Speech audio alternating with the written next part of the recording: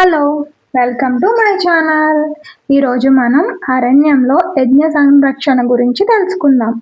తండ్రి దశరథుడు ఆశీస్సులతో రామలక్ష్మణులు విశ్వామిత్రుడితో కలిసి ఆశ్రమానికి బయలుదేరారు.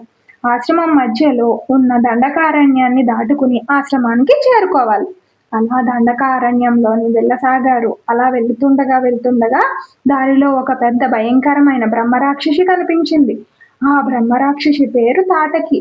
అది ఒక గృహలో తన కొడుకుతో నివసిస్తూ ఉండేది.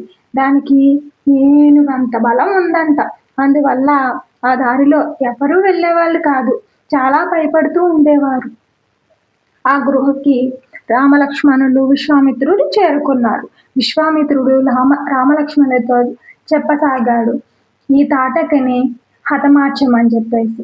రాముడు కొద్దిసేపు సంకోచించాడు. స్త్రీని హతమార్చడం ఏంటి అని చెప్పేసి.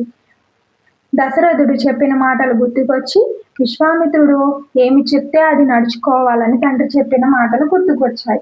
వెంటనే తన దగ్గర ఉన్న ధనుర్బాణాన్ని విసిరాడు.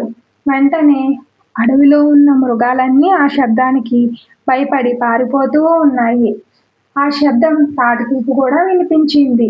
తనను కవ్వించగల వ్యక్తి ఎవరా అని ఆశ్చర్యపోతూ పెడదెబ్బలు గట్టిగా అరుస్తూ రాముడి మీదకు వచ్చి పడింది. మాయా యుద్ధంలో ఆరితేరిన ఆ రాక్షసి రాముడిపై గండశిలలు వృక్షాలు విసిరింది. చివరికి రాముడు శక్తివంతమైన బాణాన్ని ప్రయోగించి తాటకిని హతమార్చాడు. దీనిని చూసిన విశ్వామిత్రుడు చాలా సంతోషపడ్డాడు. తన కఠోరమైన తపస్సు చేసిన మహిమాన్వితమైన దివ్యాశక్తులు